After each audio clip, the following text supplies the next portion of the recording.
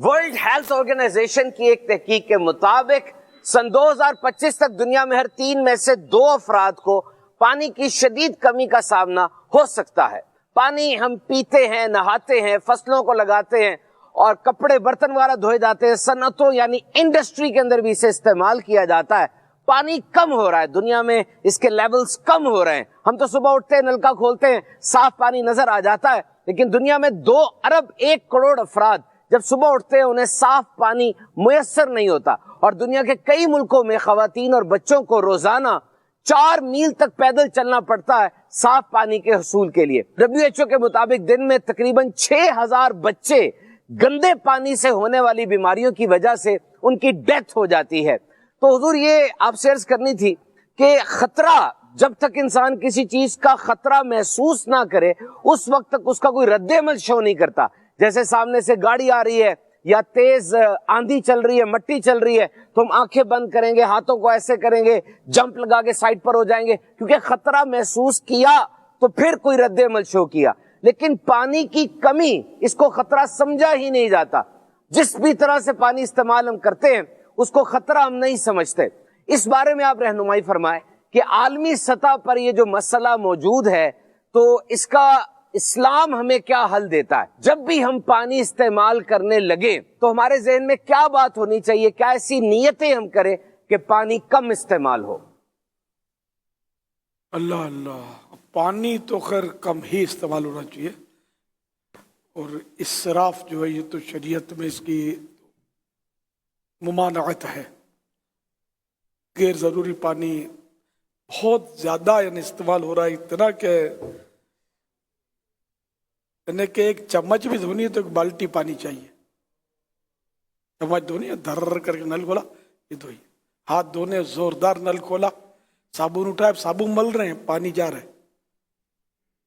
تو بلکہ جو نمازی لوگ ہیں وضو کر رہے ہیں اس وقت یہ بس ان کا زوردار نل کھولیں گے، سمجھے، اور اتنا زور سے پریشر سے پانی گر رہا ہوتا ہے کہ دور دور تک اس کی آواز جائے گی کہ کوئی وضو کر رہا ہے۔ اب یہ کہ یہاں تو کوئی کس کو کیا بولے، مطلب ہمیں اپنے رب کا خوف ہو نا کہ ہمارا رب دیکھ رہا ہے، اللہ دیکھ رہا ہے ہم جو کر رہے ہیں، تو بات بنے۔ پانی وضو میں بھی کم ہونا چاہیے، مسا کرتے ہیں اس میں نل کھلا ہوتا ہے، اکثر ہاتھ دھوئیں گے پھر یوں کرتے ہیں، پتہ نہیں یہ کہاں سے سیکھ لیا، جدی پشتی شادی چل رہا ہے، یوں ہاتھ یوں وضو میں یوں کرتے ہیں، چلو میں پہلے دھوتے ہیں پھر یوں کرتے ہیں، کوئی ضرورت نہیں ہے۔ مطلب اپنے طور پر جو کرنا ہے وہ کر رہے ہوتے ہیں۔ وضو بھی اس طرح سیکھتے نہیں ہیں، سب لکھا ہوا ہے، سب کچھ مطلب ہے کہ سکھانے والے موجود ہیں لیکن پڑھی نہیں ہے اس کی۔ تو پانی بہرحال ہر صورت میں کم استعمال کرنا ہے، برتن دھونے میں، کپڑے دھونے میں، توبہ توبہ اتنا پانی ویسٹ ہو رہا ہوتا ہے کہ مت پوچھو بات۔ فرش دھونے میں، مسجدوں کے فرش دھونے میں یہ پائپ لگائیں گے، یہ پانی کے سیلاب آ جاتا ہے، اتنا پانی باہر ہے۔ تو کوئی بولنے والے نہیں، کمیٹیوں میں جو ہوتے ہیں ان کو بھی سمجھ نہیں پڑتی کہ یہ کیا ہو رہا ہے، تو ان کے گھر بھی اسی طرح نہا رہے ہوتے ہیں پانی میں، یہ کار واش کر رہے ہوتے ہیں، کاریں دھو رہے ہوتے ہیں، دبا دب پائپ سے لگے ہوئے ہوتے ہیں۔ جو گرد و غبار جو جھاڑو سے ہٹتا ہے یا کپڑے سے ہٹتا ہے وہ پانی سے ہٹا رہے ہوتے ہیں۔ یہ تقریباً جگہوں پر ہے، یہ گھروں میں بھی یہی ہے، جو صحن کھلے اور ہوتے ہیں نا، یہ پانی سے ہٹا رہے ہوتے ہیں جو بھی کچرا ہے۔ پانی ماریں گے پریشر سے، جمع ہوا کچرا ہے اس پہ پھر فائرنگ ہوگی پانی کی، وہ زوردار اور پریشر سے پانی اس پہ گرتا ہے تو کچرا بھی اکھڑ کے چلا جائے گا۔ لیکن یہ کہ حالانکہ اس کی ضرورت نہیں ہے، تھوڑا پانی ڈال کے یہ بھیگ جائے گا، پھر کوئی چیز ہے، جھاڑو ہے، برش ہے، بہت سارے آلات ہیں ان کے ذریعے رگڑے اس کو، یہ اکھڑ جائے گا۔ پھر ضرورتاً پانی ڈال کر کچھ جھاڑو سے، کچھ برش سے، کچھ پانی سے یہ صفائی ہوگی۔ تو بہرحال یہ کہ اور چیزیں جو ڈالتے ہیں لوشن وغیرہ وہ بھی بے تحاشا ڈالا جاتا ہے پانی میں۔ ہر چیز میں مطلب اعتدال ہونا چاہیے، درمیانہ انداز ہونا چاہیے، اتنا جتنا شریعت نے اجازت دی، اسراف کی اجازت نہیں ہے۔ تو اسراف بہت ہو رہا ہے. ہم سب کو احتیاط کرنے. دیکھو اب پانی کی تنگی بھی ہو رہی ہے, اناج کی بھی تنگی, ہر چیز کی تنگی, اور تنگ دستی کے بھی روئے ہی جا رہے ہیں. اللہ تعالی ہم کو کفایت شعاری نصیب فرمائے. آمین آمین. اسے انہوں نے کہا نا کہ جب خطرہ محسوس کرتا ہے تو رد عمل دیتا ہے. ہمارے گھروں میں بھی ایسا ہی ہوتا ہے. جب پانی کی اسپیڈ سلو ہو جاتی ہے اور پانی دور ہلکا آنا شروع ہو جاتا ہے, یا پتہ چل جاتا ہے کہ اب پانی ختم ہو رہا ہے, تو وہ اب اس کا رد عمل دینا بھی شروع کر دیتے ہیں کہ بھئی پانی کم کم استعمال ہو رہا ہوتا ہے. لیکن چونکہ ایسا خطرہ ہر جگہ لوگ محسوس نہیں کر رہے ہوتے, لہذا اس کا رد عمل بھی نہیں ہو رہا ہوتا. اور جو آپ نے بھی جو بیان فرمایا کہ خوف خدا دل میں پیدا ہو جائے, تو پانی چاہے کم ہو رہا ہو یا نہ ہو رہا ہو, پانی کا خطرہ کم ہونے کا پیدا ہو یا نہ ہو, جو ضائع ہونے سے بچانا ہے اس کو ضائع ہونے سے ہم نے بچانا ہی ہے. تو یہ سوچ بننی چاہیے. اب ہم اس طرح کرتے ہیں مدنی چینل پر بھی اور سوشل میڈیا پر بھی, لیکن اب نہ ہمارے پاس شاید اس وقت وہ سروس اسٹیشن والے موجود ہوں کہ جو اتنا بے تحاشا پانی بہاتے ہیں گاڑیاں اور موٹر سائیکل واش کرتے وقت, نہ وہ ٹرک دھونے والے شاید ہمارے پاس ہیں, نہ اس وقت وہ باغ میں جو مالی ہوتے ہیں پائپ رکھ کر بھول جاتے ہیں کہ وہ پانی جا رہا ہوتا ہے.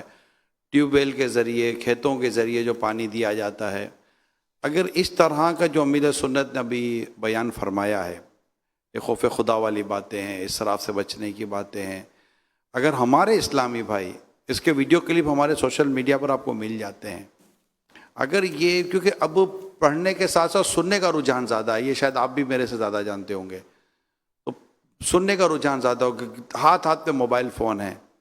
اگر میرے پیارے اسلامی بھائی یہ ذہن بنائیں اور اس طرح کے جو ویڈیو کلپس ہمارے سوشل میڈیا پر ہیں, اسے ان کنسرن اور متعلقہ افراد کو اگر آپ پہنچا دیتے ہیں اور وہ اس کو سن لیتے, 1.5 2 3 منٹ کی ویڈیو ہوتی ہے, ہو سکتا ہے کہ ان کا ذہن بن جائے.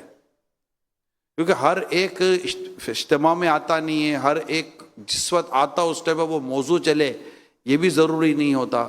تو ایک ہماری اپنی رسپانسبلٹی ہے, ایک ہماری اپنی ذمہ داری ہے. جو اسلامی بھائی سن رہے ہیں, موبائل تقریباً چوکیدار بھی موبائل لے کر بیٹھا ہوا ہے, گن مین بھی موبائل لے کر بیٹھا ہوا ہے, تقریباً میں بتاؤں کہ موبائل لے کر بیٹھے ہوئے ہیں اور نیٹ ہے اور ویڈیو دیکھ رہے ہوتے ہیں. اگر آپ کے رابطے تو یقیناً جو بھی دیکھ اور سن رہے, کسی نہ کسی کے کہیں نہ کہیں رابطے تو ہیں.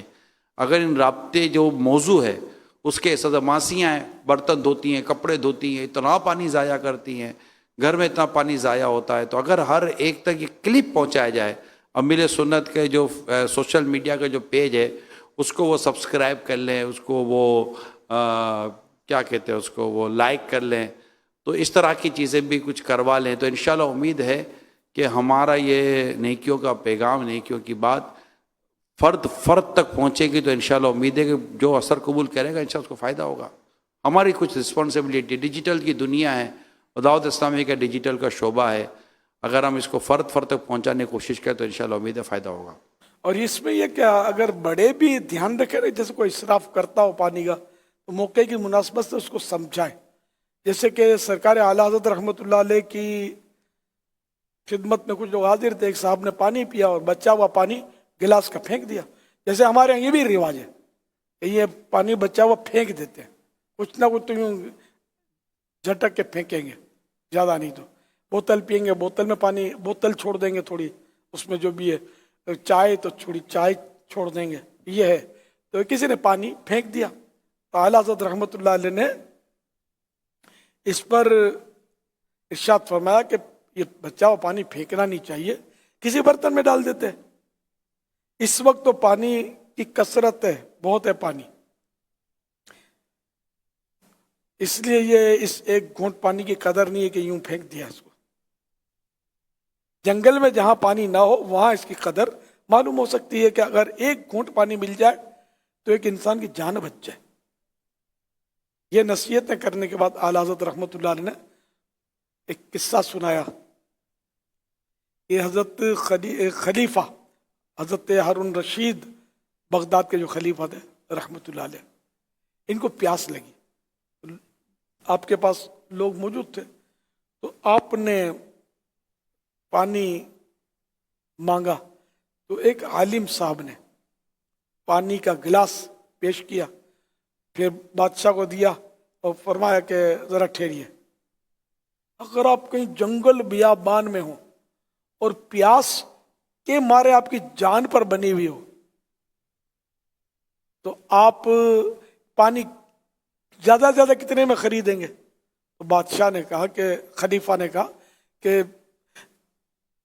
چاہے میری ساری سلطنت جو ہے نا، یعنی آدھی سلطنت، اس کا آدھی سلطنت مجھے دینی پڑ جائے، میں پانی تو خریدوں گا اور جان بچاؤں گا۔